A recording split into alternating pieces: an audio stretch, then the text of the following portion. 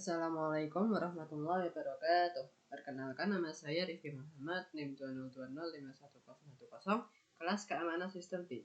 Di sini saya akan menjelaskan jurnal yang sudah ditentukan untuk tugas UTS. Di sini saya mendapatkan tema integrity, jadi saya mengambil salah satu dari tema tersebut adalah SHA. Dan di sini adalah jurnal yang saya dapat, yang berjudul Implementasi Algoritma SHA-3 dan AES sebagai sistem keamanan pada proses persinyalan mobile IPv6. Pengguna internet memiliki perkembangan yang cukup pesat dalam beberapa tahun terakhir. Statistik dunia internet menunjukkan bahwa pertumbuhan pengguna internet dari tahun 2000 sampai akhir tahun 2020 mencapai 1.300%. Jumlah pengguna internet pada bulan Desember 2020 diestimasikan mencapai 5.53.911.722 pengguna. Dari jumlah seluruh penduduk dunia yang diestimasikan mencapai 7.875.765.584 orang. Jumlah pengguna internet tersebut adalah sekitar 64,2% dari populasi dunia. Pesatnya pertumbuhan pengguna internet selama beberapa tahun tersebut menyebabkan masalah terkait ketersediaan masalah alamat IP, Internet Protocol. Standar alamat IP yang sebelumnya adalah IPv4, Internet Protocol version 4 dikembangkan lagi oleh IETF, yaitu Internet Engineering Task Force, untuk menyelesaikan masalah terkait ketersediaan alamat IP dengan menambahkan beberapa fitur baru. Standar tersebut kemudian diberi nama IPv6, yaitu Internet Protocol version 6. Mohon maaf, di sini saya agak batuk, jadi mohon dimaklumi. Saya lanjut. Terdapat beberapa cara agar seseorang dapat mengakses internet, yaitu melalui perangkat desktop atau melalui perangkat mobile. Perangkat mobile menyumbang sekitar 51,53%. Lalu lintas web secara global pada kuartal kedua tahun 2020. Data tersebut belum termasuk penggunaan tablet. Riset yang dilakukan oleh perusahaan internet bernama SimilarWeb juga menunjukkan bahwa lalu lintas web yang berasal dari perangkat mobile meningkat 30,6% sejak tahun 2017 hingga 2019. Adapun alasan dari meningkatnya penggunaan perangkat mobile adalah karena mempunyai sifat yang fleksibel, yaitu dapat mengakses internet di mana saja dan kapan saja.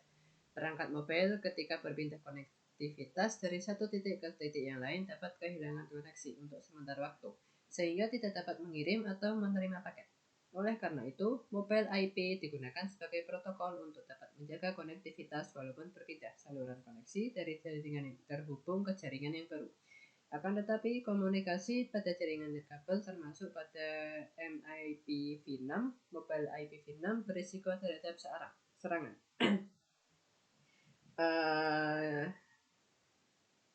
Lalu, metode untuk mencegah serangan pada proses persinyalan MIPv6 dapat menggunakan IPsec dengan metode tunnel menggunakan protokol ESP, Encapsulating Security Payload, yang telah mendukung enkripsi dan autentikasi.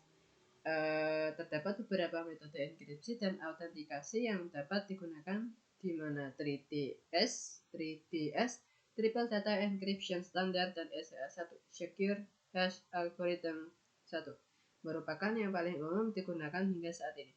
Algoritma 3DS dan SHA-1 dianggap telah memiliki celah keamanan, sehingga NIST mengeluarkan algoritma pembaharuan berupa AES, Advanced Encryption Standard, dan SHA-3, Secure Hash Algorithm 3. Selanjutnya adalah implementasi SHA-3 dan AES pada persinyalan MIPv6. Proses persinyalan MIPv6 ini telah diimplementasikan oleh IPsec dengan AES sebagai algoritma enkripsi dan SHA-3 sebagai algoritma autentikasinya. Proses persinyalan pada penelitian ini menggunakan pesan PU, binding update, dan pesan PA, binding acknowledgement. MN ketika melakukan proses handover ke dalam foreign link maka akan mendapatkan COA. MN perlu memberitahuan COA tersebut kepada HA melalui pesan PU agar komunikasi yang berasal dari maupun KMN dapat diatur. HA kemudian melakukan pesan balasan berupa BA untuk mengkonfirmasi bahwa HA telah menerima pesan BU dari MN. Penyenyalan MIV6 sebelum dan sesudah diimplementasikan IPsec akan terlihat pemberitaannya seperti pada gambar berikut. Di sini adalah gambar penyenyalan sebelum diimplementasikan oleh IPsec. Gambar di atas memperlihatkan tampilan grafik jaringan yang sedang digunakan melalui perangkat lunak Wireshark. Tampilan Wireshark memperlihatkan beberapa kolom informasi mengenai traffic yang berhasil ditangkap. Kolom tersebut antara lain memuat informasi yang beberapa di antaranya adalah IP address dari perangkat source dan destination, serta jenis protokol yang sedang digunakan. Gambar tersebut menunjukkan bahwa IPsec belum diimplementasikan. Protokol yang terbaca pada tampilan Wireshark adalah MIV6. Protokol tersebut akan berubah menjadi ESP ketika IPsec telah diimplementasikan seperti pada gambar berikut. Nah, di sini adalah gambar pensinyalan setelah diimplementasikan IPsec. Gambar di atas menunjukkan bahwa proses pensinyalan telah berhasil terenkapsulasi oleh IPsec, di mana protokol yang digunakan adalah ESP. Informasi yang terdapat pada pesan pensinyalan tidak dapat diketahui karena telah terenkapsulasi oleh ESP header. Lalu selanjutnya adalah pengujian brute force attack. Penetrasi serangan yang dapat dilakukan pada cryptanalysis sangat beragam. Salah satu serangan yang dapat dilakukan pada cryptanalysis adalah brute force attack. Penetrasi serangan pada brute force attack bertujuan untuk memecahkan cipher dengan menggunakan semua kunci yang mungkin sehingga menemukan satu kunci yang benar.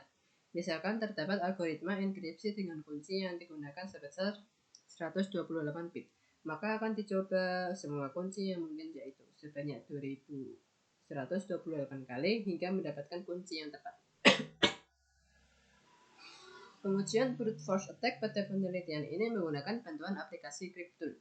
Proses cryptanalysis menggunakan penetrasi serangan brute force pada penelitian ini adalah dengan membandingkan dua algoritma enkripsi yang berbeda, yaitu AES dan 3DS.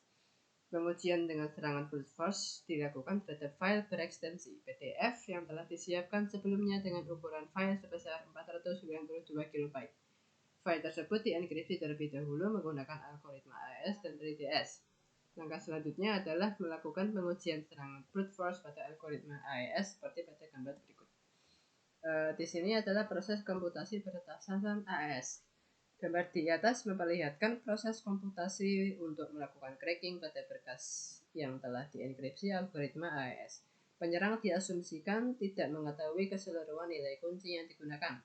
Gambar tersebut menunjukkan bahwa untuk melakukan cracking pada berkas yang telah dienkripsi AES diperlukan waktu komputasi dengan estimasi 2 years atau sekitar 2,7 kali 10 pangkat 25 tahun. Percobaan berikutnya yaitu melakukan serangan brute force dengan algoritma yang berbeda. Algoritma yang dipilih yaitu 3DS yang merupakan algoritma pendahulu dari AES. Selain itu, 3DS merupakan salah satu algoritma yang paling banyak digunakan hingga saat ini. Gambar di bawah merupakan proses komputasi untuk cracking berkas yang telah dienkripsi oleh algoritma 3DS. Di sini adalah gambar proses komputasi berdasarkan 3DS. Pengujian serangan brute force pada 3DS dilakukan terhadap file yang sama seperti pada pengujian AES. Penyerang juga diasumsikan tidak mengetahui keseluruhan nilai kunci yang digunakan. Gambar di atas menunjukkan bahwa untuk melakukan cracking berkas yang telah dienkripsi oleh 3DS diperlukan waktu komputasi dengan estimasi sekian atau sekitar 6,2 kali 10 pangkat 21 tahun. Data tersebut menunjukkan bahwa untuk mengcrack file yang telah dienkripsi oleh AES membutuhkan waktu yang lebih lama dibandingkan dengan file yang dienkripsi oleh 3DS. Hal tersebut menunjukkan bahwa keamanan enkripsi pada AES lebih kuat dibandingkan dengan 3DS. Berdasarkan kedua data yang diperoleh, kemampuan komputasi yang ada saat ini dapat dikatakan mustahil untuk dapat mengcrack keamanan pada algoritma AES maupun 3DS. Namun jika penyerang dapat mengetahui beberapa celah bit kunci, maka keamanan pada 3DS lebih rentan untuk tertembus karena memiliki waktu komputasi yang lebih sedikit daripada AES. Langkah selanjutnya adalah pengujian collision attack. Collision attack merupakan celah keamanan yang dapat terjadi pada hash function.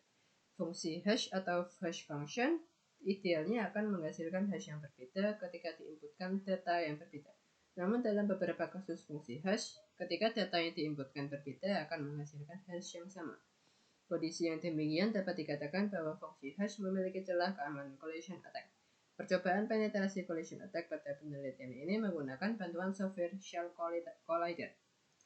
Perangkat lunak tersebut merupakan tool berbasis Python yang berfungsi untuk memodifikasi data yang nantinya digunakan untuk menguji celah keamanan collision attack pada fungsi hash. Adapun fungsi hash yang digunakan pada penelitian ini adalah SHA-1 dan SHA-3. Langkah pertama yang harus dipersiapkan dalam pengujian ini adalah menyiapkan dua buah data dengan isi yang berbeda. Data yang digunakan adalah dua file berekstensi PDF untuk memudahkan pengujian yang dilakukan. Adapun kedua file tersebut adalah seperti pada gambar berikut ini. Di sini adalah gambar dari file pengujian collision attack. Ada dua file. Gambar di atas menunjukkan file yang digunakan untuk melakukan pengujian collision attack. File tersebut memperlihatkan dua pesan dengan isi yang berbeda. File A diberi nama original file PDF, sedangkan file B diberi nama fake file PDF. File tersebut kemudian dimodifikasi menggunakan Shell Collider.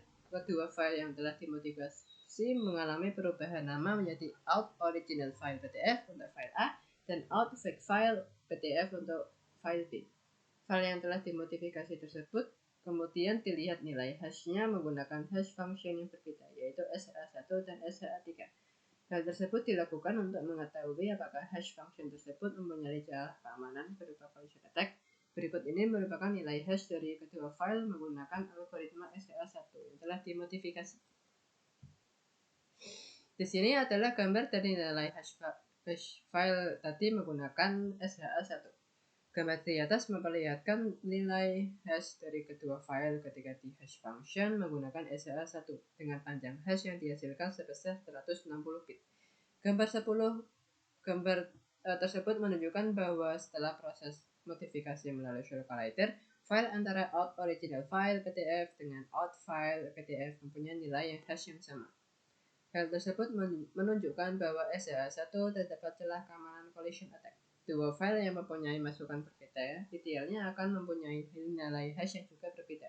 Namun dalam pengujian yang telah dilakukan pada penelitian ini, kedua file tersebut mempunyai nilai hash yang sama. Percobaan selanjutnya adalah dengan mendapatkan nilai hash dari kedua file. Menggunakan SHA-3 dengan variasi bit yang digunakan adalah 224 bit, 256 bit, dan 512 bit. Adapun nilai hash yang diperoleh dari kedua file menggunakan SHA-3 yang telah dimodifikasi adalah seperti pada gambar berikut. Nah, di sini ada tiga gambar, yaitu yang atas adalah gambar dari nilai hash file menggunakan SHA-3 224 bit. Lalu gambar kedua adalah nilai hash file menggunakan SHA-3 256 bit.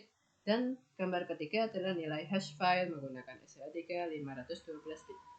Gambar tersebut memperlihatkan nilai hash dari kedua file ketika di hash function menggunakan SHA-3. Gambar tersebut menunjukkan bahwa setelah di hash function menggunakan SHA-3, file antara out original file PDF dengan out fake file PDF mempunyai nilai hash yang berbeda pula. Hal tersebut menunjukkan bahwa berdasarkan penelitian yang telah dilakukan, SHA-3 tidak memiliki celah keamanan collision attack, berapapun variasi bit yang dimilikinya. Semakin besar nilai variasi bit yang dimiliki, maka semakin panjang juga nilai hash yang dihasilkan. Percobaan yang telah dilakukan pada penelitian ini menunjukkan bahwa SHA-3 memiliki tingkat keamanan yang lebih baik dibandingkan dengan SHA-1. Kesimpulan, berdasarkan pengujian yang telah dilakukan pada penelitian ini, dapat diperoleh beberapa kesimpulan sebagai berikut. 1. IPsec dapat digunakan untuk mengamankan pesan pesinyalan pada jaringan MIV6. Kedua, AES mempunyai tingkat keamanan yang lebih tinggi terhadap brute force attack dibandingkan dengan 3TS. 3. SHA-3 tidak memiliki celah keamanan collision attack, sedangkan celah keamanan collision attack ditemukan pada SHA-1. 4. AES dan SHA-3 merupakan algoritma yang lebih baik dibandingkan 3TS dan SHA-1 berdasarkan tingkat keamanannya. Sekian dari penjelasan saya. Mohon maaf apabila ada kesalahan kata. Wassalamualaikum warahmatullahi wabarakatuh.